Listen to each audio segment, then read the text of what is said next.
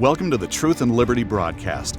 We believe we have a mandate to bring godly change to our nation and the world through the 7 spheres or mountains of influence.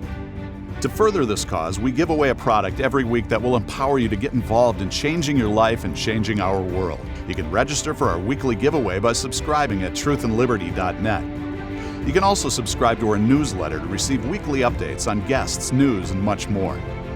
This is an interactive live cast, and we welcome your questions. To ask a question during the live cast, use the comment or chat features. Now get ready to dive into this week's topics with our hosts on location in Colorado, USA. Hello and welcome to our Monday Night Truth and Liberty broadcast. I'm glad that you've joined us, and tonight we have a special guest with us. Let me just say that if any of you knew that we were going to have on John Hagee, he was planning to be with us, but he got a call yesterday from Vice President Mike Pence, and I think we could issue him a pass, and so he had to. They asked if he would be present today for President Trump's speech, I think. Yep. And so anyway, he's going to reschedule, but we have with us tonight Dr. Daniel Williams. And I've known Daniel for, I forget, but it was over 30 years ago that we met in Costa Rica. And this man is doing a lot of great things. He's involved with Israel now, and we'll give him a better introduction in a few minutes. But we also want you to know that you can interact with us. You can actually ask questions. You can go on and get prayer. We're giving away a book. And this is Richard Harris. He's our Chief Counsel for Truth and Liberty, and I'm going to let him give you all of the details about how to get involved. But it's going to be a great night. It's going to be great. Thank you, Andrew. Yeah, if you're watching tonight, we just want to thank you for joining us, and a little bit of information for you here. Like Andrew said, it's an interactive experience. And if you're watching on one of the social media platforms, especially Facebook, we want to encourage you to switch over to our website and watch directly on truthandliberty.net, the live stream there, because your experience will be better, more reliable. We won't get censored there. So watch tonight on truthandliberty.net and post in the comments section on Facebook if you're still watching there, or in the live chat feature on our website, any of your comments or questions, and we hope to be able to get to those tonight and get those answered for you. Also, we want to just mention tonight that if you're new to Truth and Liberty and you haven't checked out our website, you need to do that, or even if it's been a while, because we've got some new stuff on there. One of the things you'll see is a link to iVoter Guide. So it's an off year, 2019, but there are some important elections taking place around the country, particularly Virginia and Mississippi. iVoter guides have been released for those 2 states. So if you live there, check out the iVoter Guide voter guides for those 2 states. The November elections are right around the corner. Also, a new resource is David Barton's foundationsofTruth.com. We've got a link on our site for that. That'll help you get equipped to stand up for the faith in the culture today. And then wanted to share with you also that we've got some exciting events coming up here at Andrew Wommack Ministries. First of all, the 25th anniversary of Karis Bible College. But Andrew, I bet Hallelujah. It's hard to believe it's been 25 years. Man, it's been a great 25 years, and it's just now getting started. Just now getting started. Got people all over the world that graduated from Karis and are out there changing lives and ministering the love of Jesus, and I'm excited about this. That's actually this weekend, so you're not too late if you're an alum or even a partner and you want to come in and be a part. We welcome you. Yeah, you don't have to be an alumni, but we are going to be celebrating the 25th anniversary, so we've invited the alumni back. But any of our partners, you need to come see what you've helped us do here. Amen. Amen. That's this Saturday, the 28th, and I think it's in the afternoon, but it's on. All the details are on the website.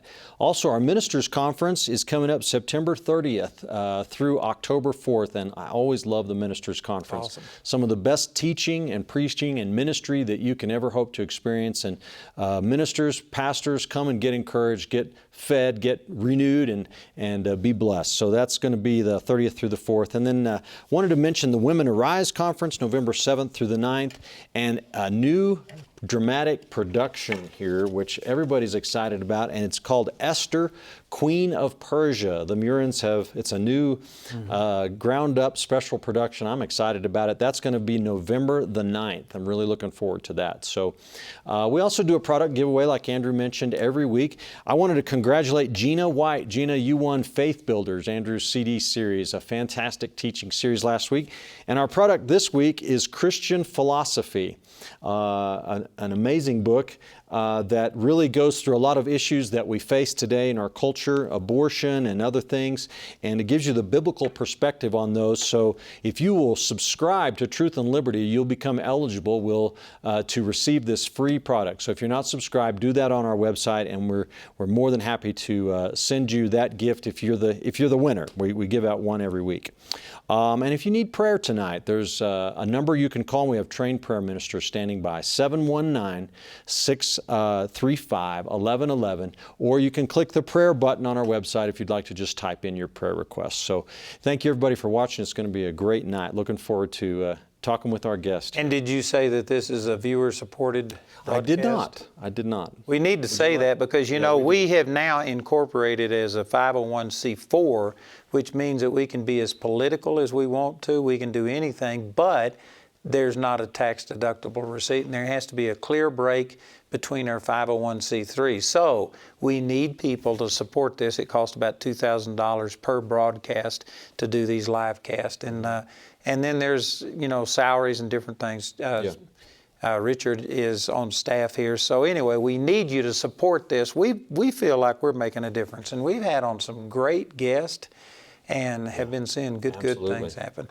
So they can give, just say this, by going to the donate page there on our website. Yeah. And so tonight we have as our guest Daniel Williams. And I met Daniel, I don't even remember how many years ago, but it was in Costa Rica that I met Daniel. And it's been, I'm sure, 30 or 40 years. Do you even remember, Daniel, when that was? I don't really, but it would have been at least 35 years ago. It's been a long time. And anyway, at that time, you were the head of Calvary International, which was starting Bible schools and training people all over the world. It's now called Go To Nations. And I think you're still associated with it, but you aren't running that organization anymore. And I lose track of all the things you've done. So could you give your own introduction? You now work with the Israelis a lot. I've read in your bio here that you've gotten a lot of awards from Israel for your involvement, and you've been really pretty involved with Israel, Christians supporting Israel. Well, Sharon and I both started into missions really almost immediately after we got married back in 1973, but actually moved to Costa Rica in 81. And it was there that we came together with a team of guys that started something called Cristo al Mundo, or Christ to the World Bible schools. And from that, it spread all over the world. I just saw something from Jerry, a report from Jerry Williamson, who's now the president. I was the president for 19 years. Sharon and I were the founders. And Jerry came and joined us down in Ecuador. And God has used him greatly. Very rarely do you find you take a founder and they grow the ministry. I think we were in somewhere just around 50 countries when I turned it over to Jerry. Well, they just went over 100 countries this year. And one of the reports, though, that really excited me was they have trained over 25,000 students through these schools that have been all. That's phenomenal. Karis Bible College is celebrating 25 years, and I don't even know how many we've done, but it's probably more like 10,000, 15 max. So, man, that is quite a record for 25,000. That's awesome. Well, that may be true, Andrew, but a lot of the guys that you guys trained or you impacted their lives, maybe I should say infected their lives with the word, with a real vision for the world. Those guys were some of the ones that helped plant these Bible schools around, and still are to this day. And so you come here and you minister in Karis Bible College every year and teach in our practical government school. That's right. But you also are involved now with Israel. Tell us what you're doing there. Yeah, let me tell you that story. It's say about 12 to 15 years, 12 years ago, 13 years ago, one of the members of the church, I was pastoring a church at the time in Ponte Vedra Beach, Florida. And one of our church members was one of the principal owners of Salem Broadcasting, Salem Communications. Yeah. And he thought I needed to go to the National Religious Broadcasters meeting. He wanted me to go on air and that type of thing. And I just never really felt called to do that at the time. But I did go to NRB. And while I was at the National Religious Broadcasters Conference, a young man comes up to me and introduces himself to me. And his name's Josh Reinstein. And Josh began to tell me about a little bit about what they were doing, and that was crossing. He was a representative of a caucus within the Israeli Knesset that they were beginning to build an understanding foundation between evangelical Christians and Israeli Jews. And that was, it was groundbreaking. And so I met this guy. I had no interest really, to be honest, with Israel. And he hands me his card. I hand him my card. Lo and behold, he shows up at my church not very long after that. And he invited me to go to Israel. And so I did. I took a group out of our church. It was my first time to Israel. And I was able to speak at the Knesset, which is their parliament, and about Christian-Jewish relationships, which I knew almost nothing about, but was certainly willing to learn. And anyway, from there, it kind of went on. It went on from there. I should say that kind of the miracle that was happening in that whole story is the man that restored the Jewish language as a spoken language. It was a dead language for 2,000 years. It was studied, but not spoken by anybody. And the man that restored it was named Eliezer ben Yehuda back in the late 1800s. His grandson is also Eliezer. He was Rabbi Eliezer ben Yehuda. He was the minister of tourism at that time for the Israeli government. And Benny, we would call him, is the one that started this caucus in the Knesset. So I started working with them mostly. It was a learning experience as well as helping them understand more of the fabric of evangelicalism. And from there, it's just grown. And so today, that's what I do pretty much all the time.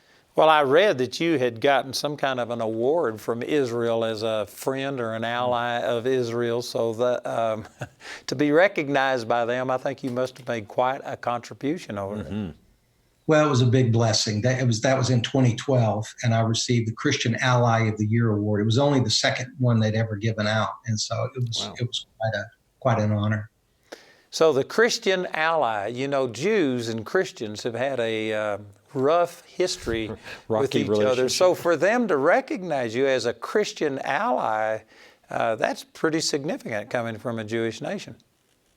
Well, again, I came in, I was invited into that process. So I came in pretty ignorant. And I have to give credit to all of those that for so many, really, especially in the last number of decades, Christian leaders that really were insightful. Well, John Hagee was going to be on your show tonight. And I can't believe I'm standing in for John Hagee because I don't think I necessarily could do that. But it was really through guys like that and a lot of other evangelical leaders that some are charismatic, some are very strong evangelicals and don't necessarily mix normally with others that might have different doctrinal ideas. But there's something about Israel it's been like a magnet that has pulled Christian leaders from around the world, especially in this last decade, to begin to pray for Israel, to understand the issues, and to move from just having a prophetic view to something that I call a prophetic materialization. In other words, God says something, and when he says it, it's done in God's viewpoint. But there's a timing when it manifests. We are in a time of unbelievable manifestation of prophecy. And one of the prophecies was that the Gentiles, out of Isaiah, that's a long time ago, out of Isaiah, that the Gentiles would carry them we would carry them their babies in our arms and carry them on our shoulders back to Israel. Yeah. And that is happening. And so that's what I'm engaged in. Frankly, that's what you're engaged in, and everybody that is being supportive, praying for Israel, standing with ministries that work in Israel, sending help, physical help to the people of Israel, buying ambulances. I mean, it's amazing what's happened in the last decade. I was fortunate enough to get in on that in a way that I could really observe it from really a pretty high perch in terms of what it was manifesting on that end. Well, you were in Jerusalem when they moved the U.S. Embassy there in 2018. So tell us what that did and what kind of reaction you're getting from the Israelis. Well, first of all, we being the Israel Allies Foundation, we actually worked on getting state level support to the federal level. But we passed laws throughout, recognizing Jerusalem as the capital of Israel at state levels. Eventually, that really made it all the way through Congress and was finally determined that Israel would be recognized, that Jerusalem would be the capital of Israel. And that's been super controversial. And so we worked for years. I mean, we traveled literally all over the United States in big churches and small and university campuses, trying to help people understand why this was so critical. And so to stand there that night in a desert, out in the Negev, which is a desert, it's where one of their biggest military bases is. And there, about 11 o'clock at night, there were about 1,000 Israelis. I was one of the very few Gentiles that was there. And about 11 o'clock at night, two F-35s, the most technically advanced aircraft ever built for military purposes. And those two jets landed. But anyway, so I've been able to see that. But the Jerusalem Embassy, that Jerusalem Embassy Act was in place since 1995. It went through several administrations, but none of the presidents had the. I guess I'm not going to say they didn't have the courage, because I think you got to be pretty courageous to be a president. But it just never happened.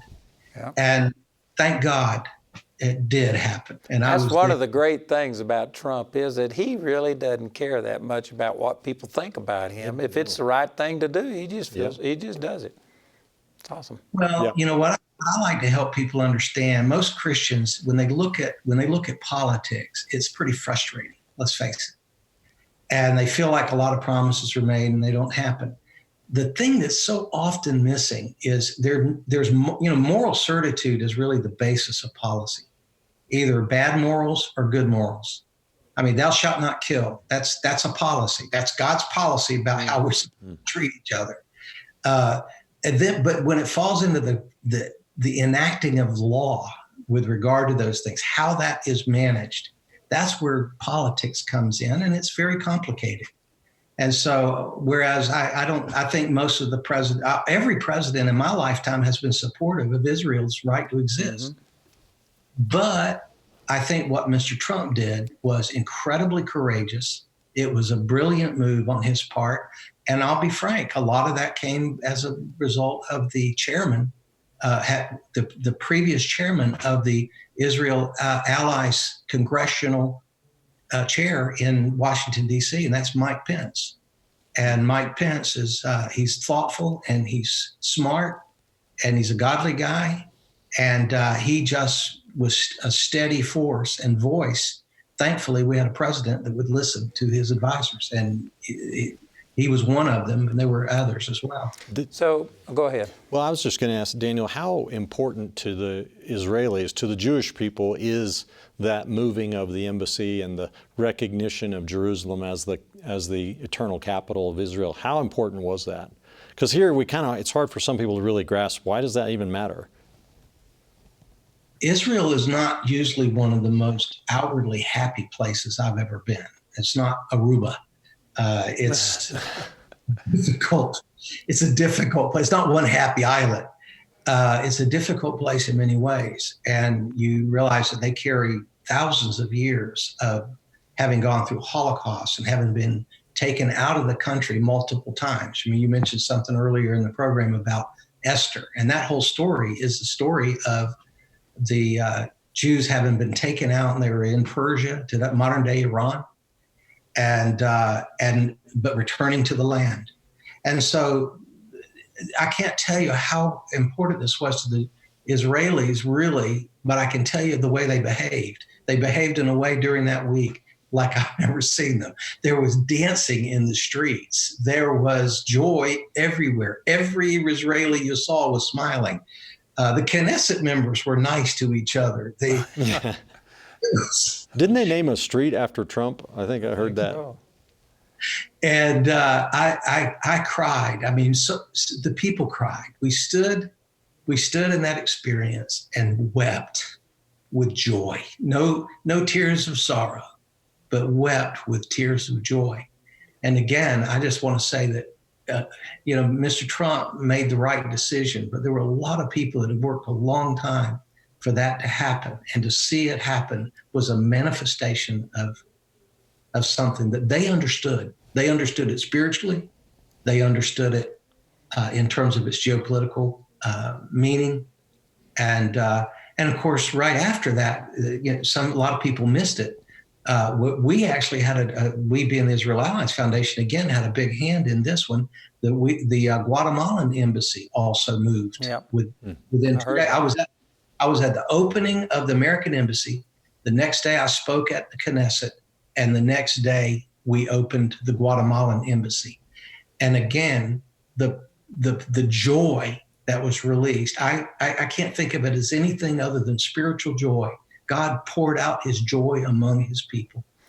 Well, I've been a fan of Netanyahu. I don't know all of the ins and outs. If I was there, I might have a different opinion. But man, I've heard that man speak and be bold. And so anyway, I've liked Netanyahu being the prime minister. They just had recent elections. What's the situation? I know that I don't think he got enough to just win it straight out. What's happening over there?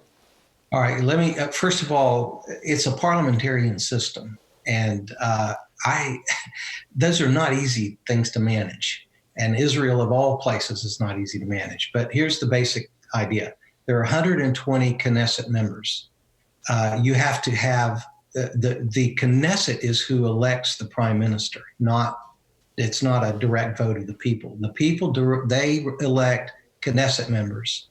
And by the way, what is usually called an apartheid state, Israel, by so many people that hate her, they have many Arab parliamentarians that are Israeli citizens. They are Muslim or they're Christian or secular, but they are there in the Knesset and they have a voting bloc. Just like I didn't know that.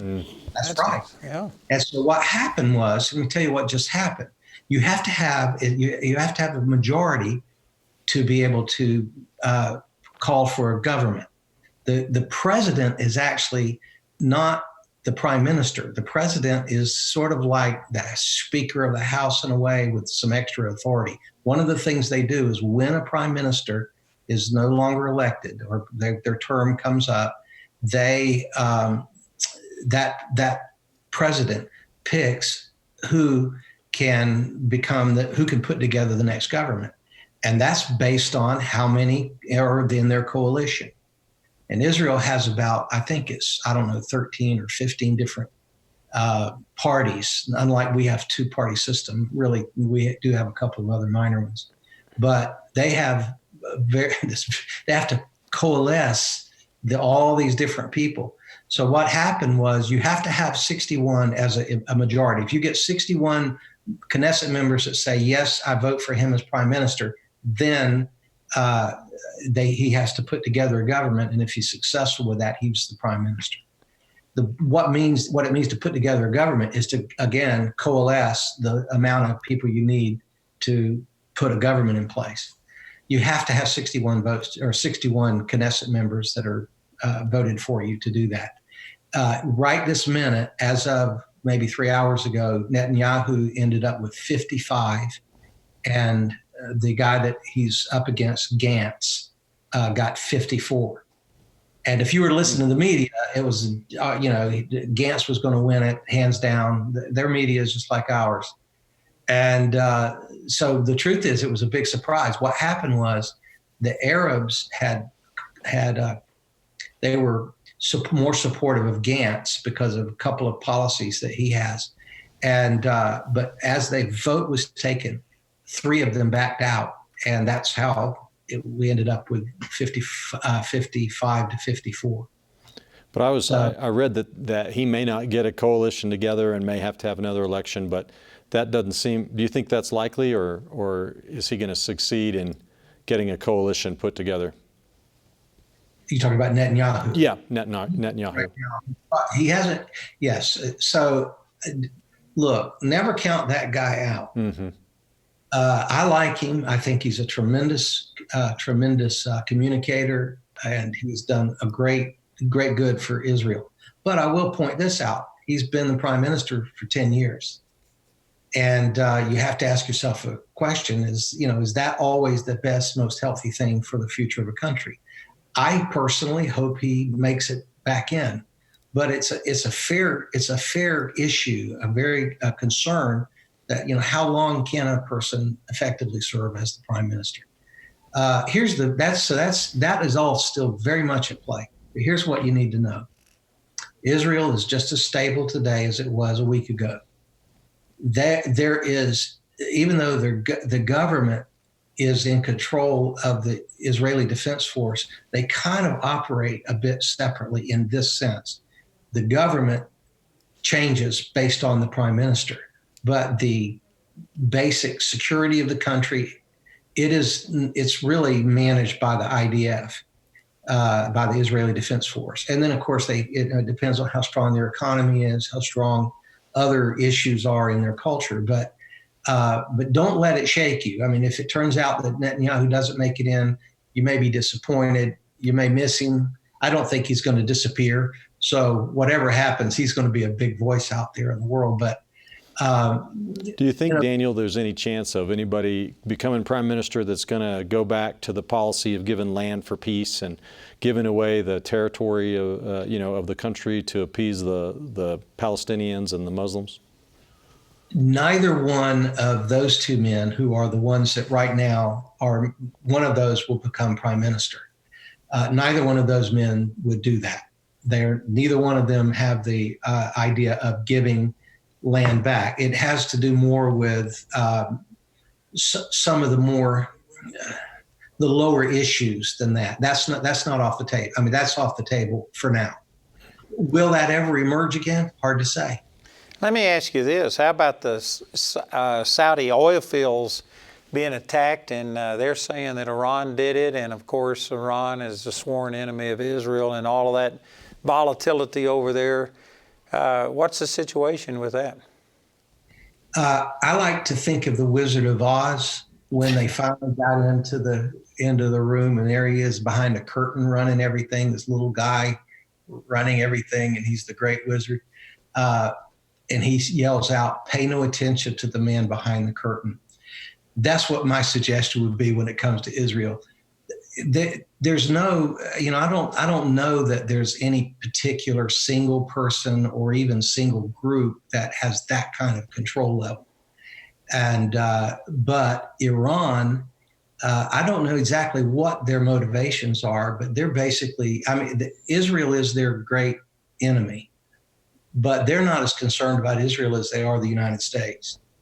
And so they have many motivations. I can't even begin to tell you what they might be.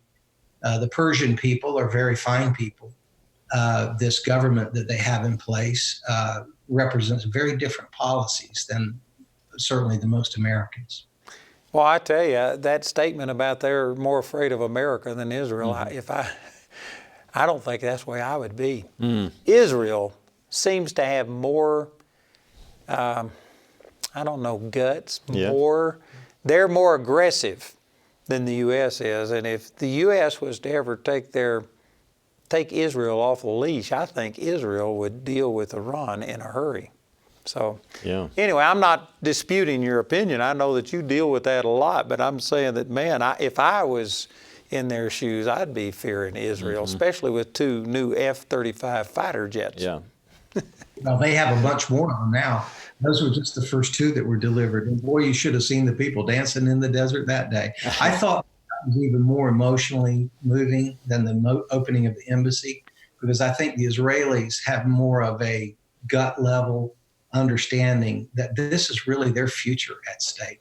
And the tactics change based on the government, but their basic policies are pretty steady. Israelis feel a right to be there in the land. They feel that God has promised them to be in the land. That some want to be there exclusively, but that's really a minority. Most Israelis are pro-Arab, they're pro-neighbor. They love each other. They have friends. They shop in each other's businesses and live in neighborhoods next to one another. So a lot of the conflict that you see in the overall Middle East, when you get on the ground level in Israel, it does exist. There still is terror, especially when you get down into the Gaza region. But security for them is everything. And they understand that they have to be strong security-wise. So they can take care of themselves. They will take care of themselves.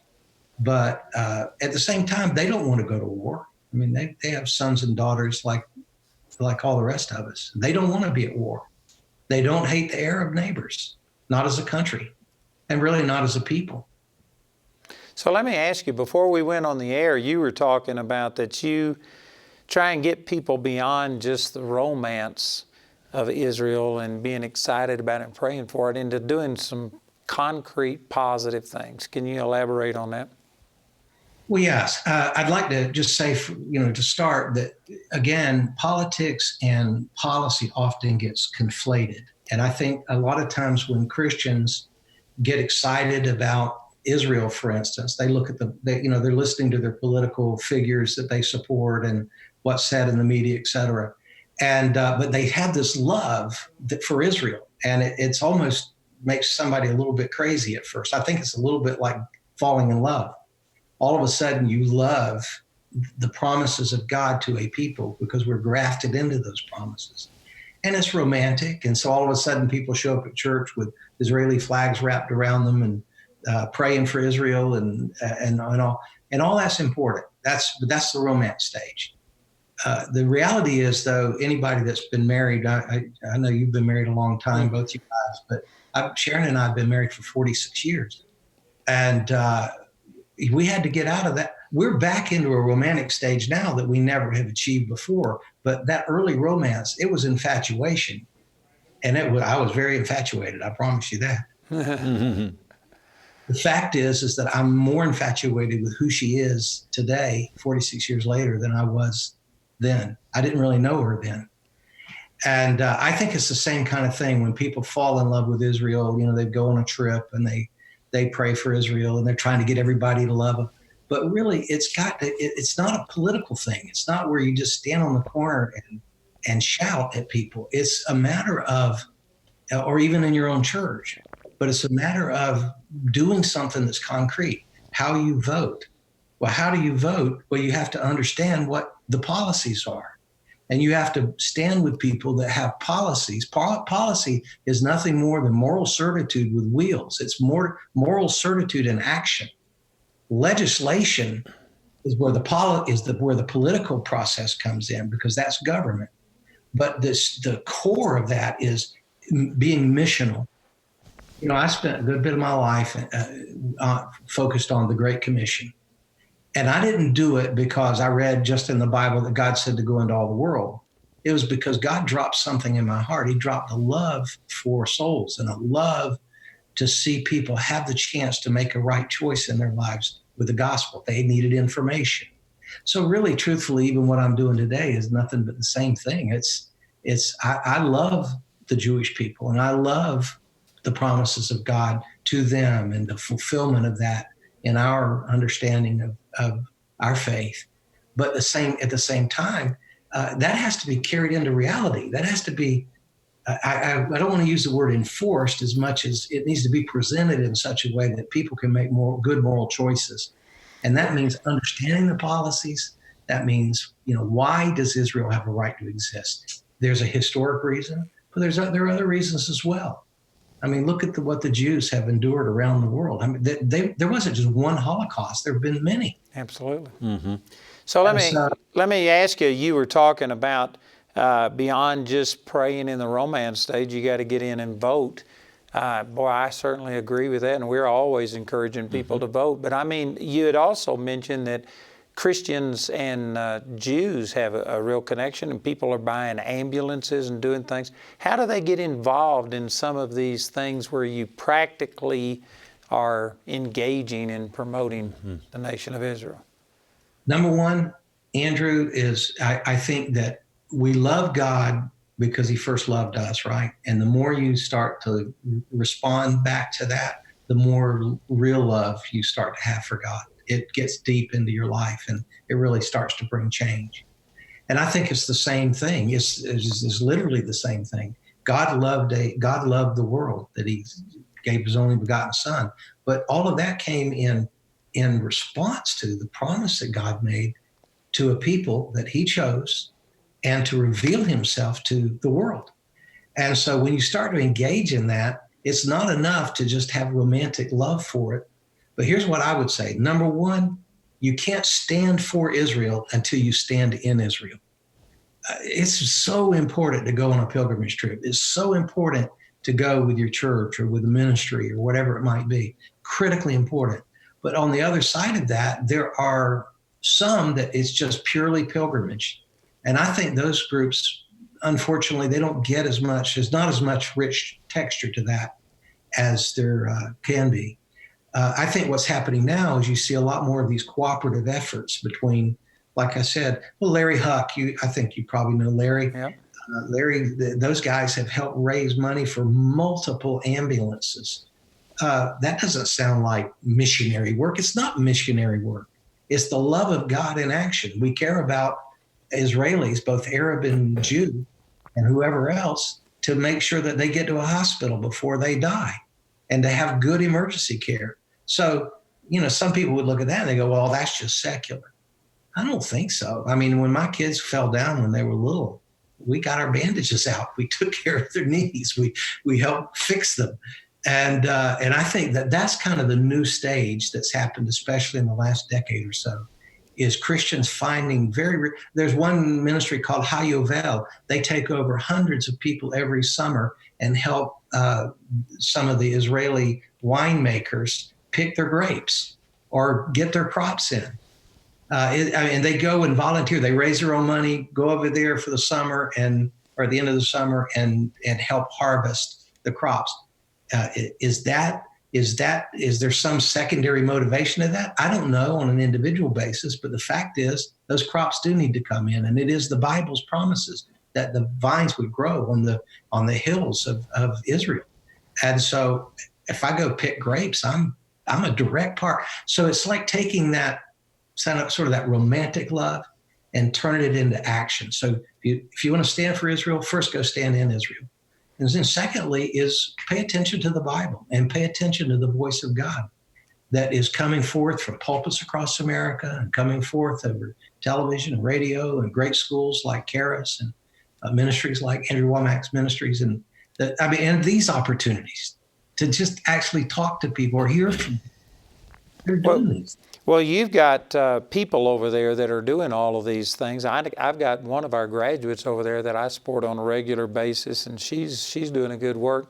Can you tell us how the Israelis respond to this? I mean, I know that they're bound to appreciate whatever help and support people give them, but I mean, are people getting born again? What's happening in Israel concerning the Jews? Are they coming to Jesus? I think you see some, and of course there are those that work very, very strong in that kind of specific work. Frankly, I haven't been very engaged on that side because it's been way too sensitive to work all the way at the top level of Israeli politics inside the country through our support of the Knesset Christian Allies Caucus. So it's been a bit limiting in that sense. And so that was one of the reasons why I've made a bit of a shift, not to engage in missionary work specifically, but just simply where I could be more engaged in some of the other, with a broader group of people there in Israel. I haven't had much contact with the Christians in Israel. I do know that I meet all the time believers in Jesus that are Jewish or Arab, and that's another thing. They have freedom of religion in Israel. One of the big concerns are all these killings of, especially with the Arab young girls. If they go out on a date, they might be stoned to death. And Israel is a nation of laws. And so the best thing that can happen for say a young Arab girl Muslim girl living in Judea, is that she may not be stoned to death if she goes to the police. She may be life rescued, but then what do they do with her? And that's one of those things that ministries often are engaging in is let's respond to the practical need. The reality is that yes, there are some becoming Christians, also among the Arabs, especially among the Muslim Arabs. There are a lot of people. I've got some friends, Jamal Salim and many others, that, man, they say that there are Muslims coming to the Lord by the hundreds of thousands, and it seems like that many of them are actually seeing Jesus appear to them in dreams or in visions and things like that. I mean, it seems like there's a great revival among the Muslims. Story after story. But again, it's a work of God, right? In other words, what we have to do is we have to be missional in our own life. And missional means you are in love with God and you are in love with the people that God loves. And so I think that's maybe more the focus. To go there and simply stand on a street corner and hand out tracts in Israel is not going to be that successful. Well, that's against the law, isn't it? Don't they? If it can be, because it's seen as causing. They're more concerned. They're less concerned about the tracts as they are the riots. Yeah.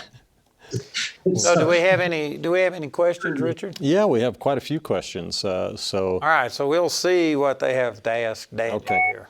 Well, we've got a couple questions that want to find out more about, are the Jewish people becoming more open to the gospel? I'll kind of put it in my own words, Danny. I think you told me that, what happened, what gave rise to this Israel allies thing is that after, was it the first or second Intifada, the tourism dried up except for evangelical Christians. And the Jewish leadership was looking around going, well, who are these people?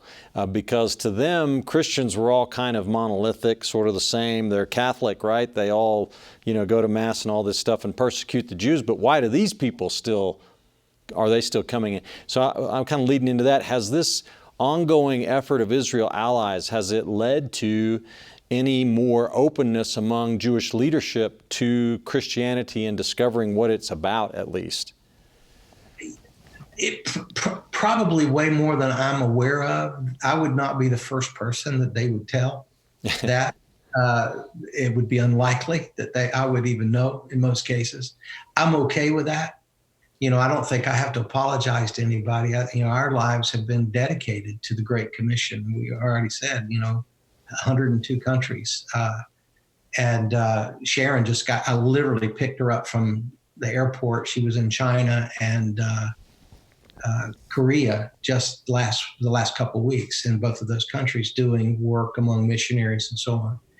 And so our lives are still very engaged in that kind of thing. I would just say that it's not something I'm that aware of in Israel. I do know among the Muslims that there has been a huge change. I think the Israelis, Jewish Israelis, they're happy about that because if they're becoming evangelicals, they're less likely to hate them. Yeah. So look, Jews in Israel in particular, but really I'd say around the world, security is a big issue to them.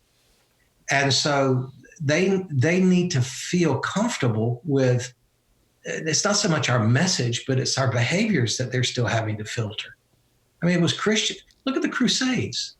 Anyway, you don't often hear about the Crusades. They still, there still are Crusader signs in the stone around old city of Jerusalem. So their memory of that is armies coming down through Europe all the way through. What you don't often hear is they would go, especially during. They go to the Passion plays, for instance, the Christians, these were Catholics and Orthodox, and they'd go to the Passion play and they'd go out after that and go into the Jewish quarter and murder children, men, women, children, Jews, because of what they had done to Jesus. They called them Christ killers. So, I mean, that's still a very big reality that we are. It's not like you're going into a jungle somewhere that have never heard about God, a singular God. They believe in many gods. It's a different thing for the Jewish people. They have our entire history of 2,000 years has been experienced by the Jews. Most of that has not been good. So let me ask you this. My understanding is that the state of Israel is really against conversion.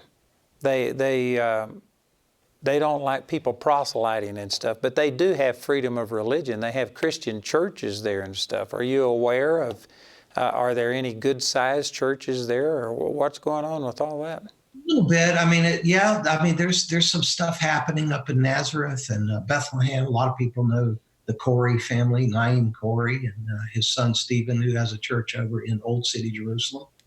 And the government is they treat those people with great care, and they're thankful for them. Does the ultra Orthodox person, how do they feel about that? Well, they don't even like not secular Jews. I mean, they so if they're in power, or if you're dealing in an area where they're in control, they're not going to want any religion being pushed there besides Judaism. And so it's just the way it is. So, Israel is not monolithic. Remember, those people have come from all parts of the world. They're Australian Jewish people. They're English Jewish people, French, German, Russian, lots of Russians. And so it's not monolithic in that sense. It's really very much like the U.S. In terms of laws, understand it this way. It's not so much hatred of a religion or a different religion as much as it is a security issue for them. Yep. Because faith has always become a security issue for the Jews. So we got another question? Yeah, here's a good question from Repa Cheap on chat. This person would like to know, from all your associations with Israelis, why is the Jewish community continuing to support Democratic candidates in the United States? And have you heard any change in this since President Trump took office? I think that's a good question. I've had that myself, because Democrats are not as supportive of the Jewish state as Republicans are. Putting it mildly, yeah. Well, the politics of the last few decades have become very divisive, as you well know. And the media has gotten so much more engaged in the political system than it has ever been in history. It's always been sort of there, but the ability to move information so quickly creates even more polarization. So, you asked the question, why the Democrats? Well, I can tell you why in my lifetime. In my lifetime, I'm from the South. I grew up in segregated schools. They desegregated schools when I was in 7th grade. And I didn't know a Jewish person, or no one admitted they were Jewish until I was in high school, and only maybe had one or two friends. They were there, but they were afraid. They were afraid of the racism and the being around.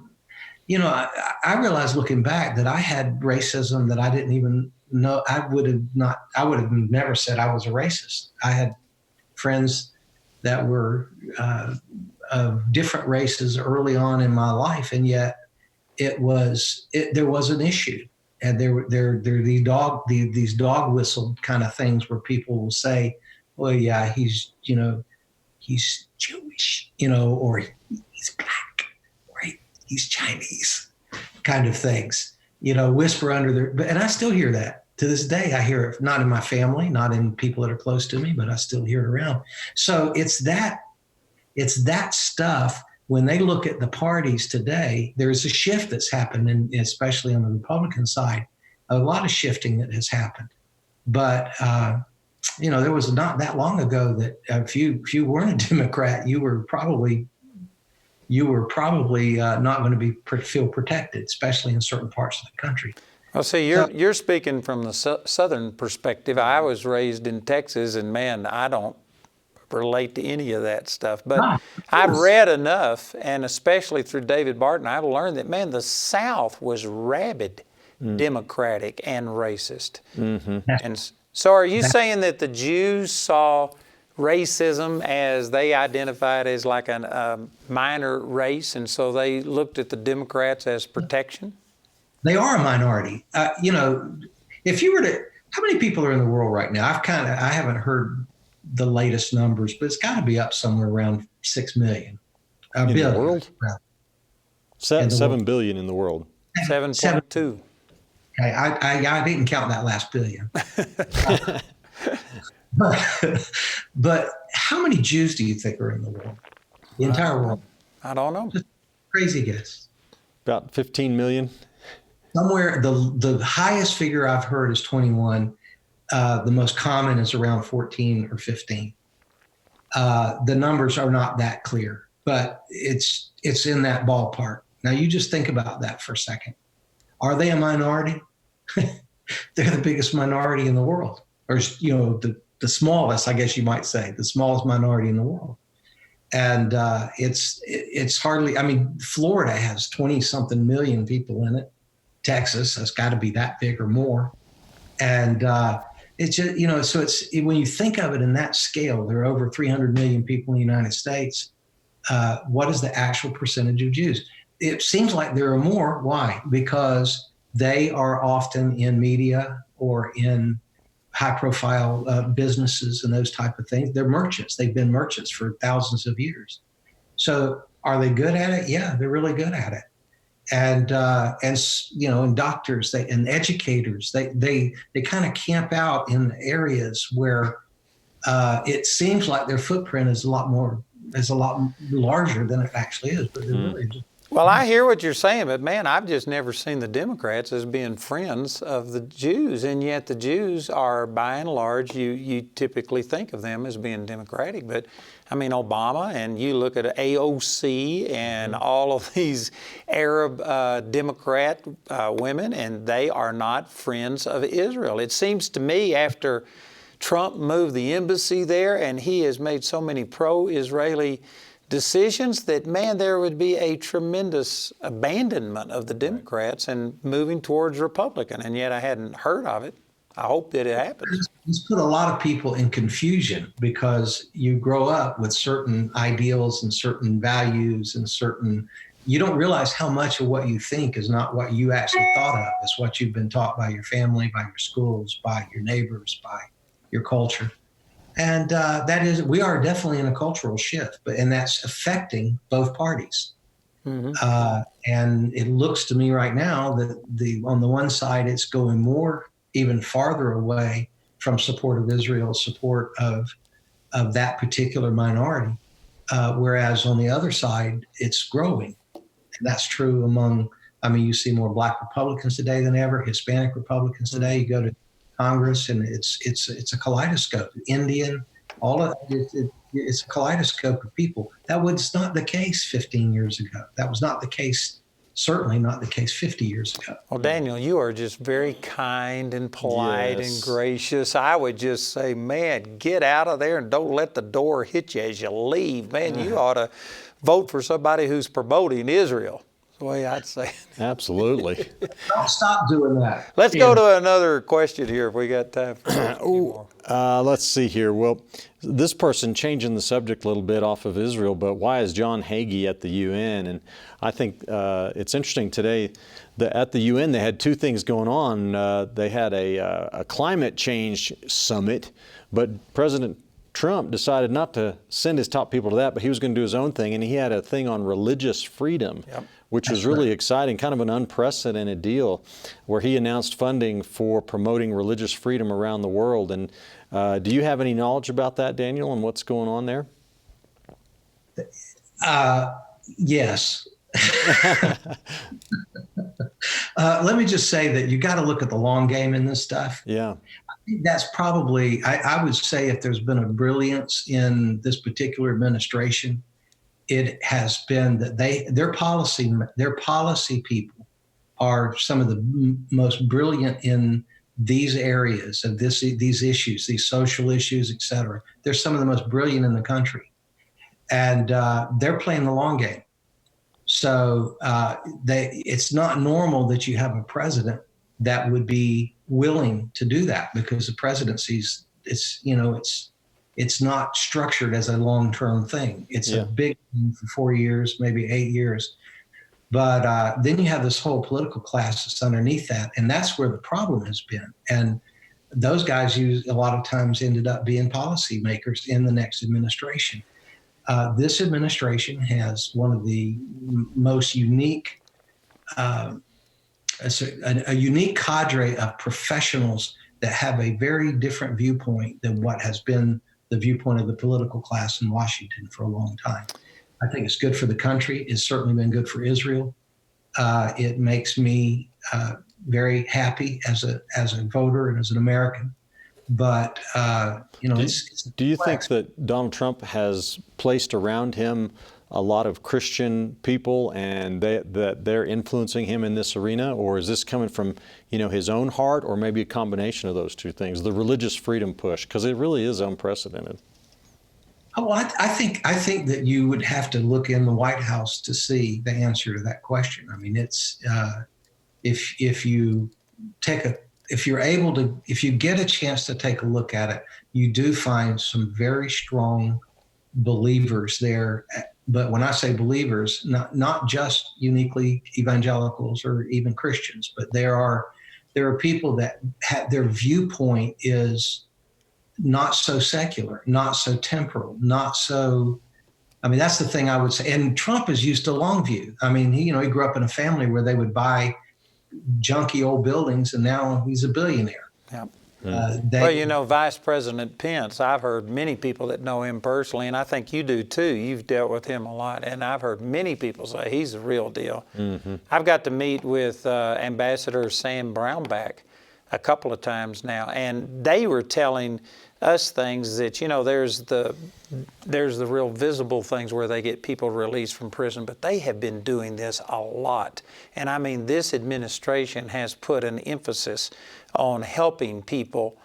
Christians are the most persecuted people on the planet right now. Yeah. And I mean, Trump has, as far as I know, I don't know of any other president that appointed an ambassador for religious values, or I'm not sure what the official title is, but it's good. I think it's a guy that looks at the long game. Again, if you become a billionaire in a city that eats your lunch, a lot of people leave wherever they go to New York. They think they're going to make it big. Wasn't there a great song about that? If you make it anywhere. A lot of truth to that. And here's a guy that they just learned the long game in life. And his own sense of moral certitude, I think, as a president is not necessarily unique, but the way he has followed through on that is pretty unique. And I think, I'm not saying others were not real believers, but Well, Daniel, I'm sorry to break in, but we only got 40 seconds left. It seemed like it's gone very quickly. Yeah. And I'm sure that people have appreciated your viewpoint on Israel, because, you're there a lot and working with them. And so thank you for straightening this out and being a counter to some of the negative press that we hear all the time. So thank you for being with us. And again, we want to thank all of you for being with us. I want to thank CTN for broadcasting this on some of their stations. And we do this every Monday night, 6 p.m. at Mountain Time. We would encourage you to join us. You can call 719-635-1111. There's people on the phones for you right now. Welcome to the Truth and Liberty broadcast. We believe we have a mandate to bring godly change to our nation and the world. Join us next time for the Truth and Liberty broadcast. Find tonight's episode and related articles and links at truthandliberty.net. Truth and Liberty is viewer supported. If you'd like to help us continue our live casts, you can make a donation at truthandliberty.net or by calling our phone center at 719-635-1111. Our prayer ministers are there to help you with your donations and to pray with you.